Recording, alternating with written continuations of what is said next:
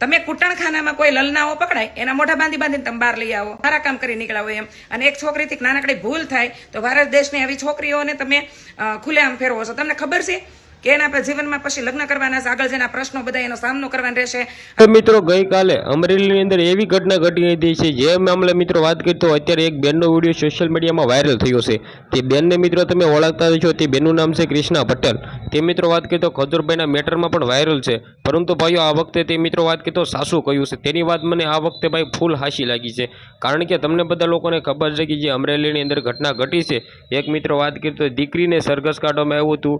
જે મામલે મિત્રો વાત કરી તો પત્રકાંડ જે વાયરલ થયો હતો તે મામલે મિત્રો વાત કરી તો ધારાસભ્યનો જે ભ્રષ્ટાચારનો પત્ર હતો મિત્રો કોઈકે લખ્યો હતો. મિત્રો વિચાર કરી શકો છો કે જે બેન દીકરી મિત્રો હજી લગ્ન પણ બાકી છે, છતાં મિત્રો વાત કરી તો હજી સુધી મિત્રો સાબિત પણ નથી થયું કે તે જ ગુનેગાર છે.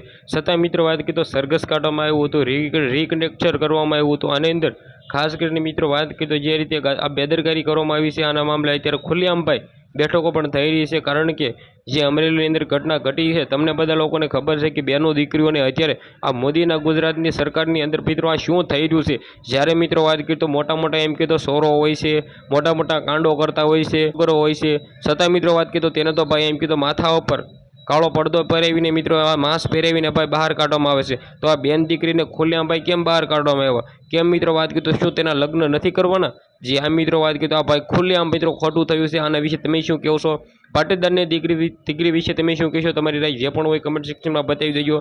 બાકી કૃષ્ણા પટેલે જે કહ્યું છે મને સાસું લાગ્યું છે. બાકી તમને લોકોને ખબર છે કે અત્યારે ગુજરાતની અંદર નવા કાંડો થઈ રહ્યા છે, તો મિત્રો તેને ભાઈ પકડો અને તેને ભાઈ એમ કે તો ખુલ્લેઆમ સરઘસ કાઢો, નહીં કે બેનો દીકરીઓને. તો આજના વિડીયોમાંથી આટલી જ માહિતી. આપણે એક નવા વિડીયો મળી જશે. બધા જ લોકોને જય હિન્દ, જય ભારત.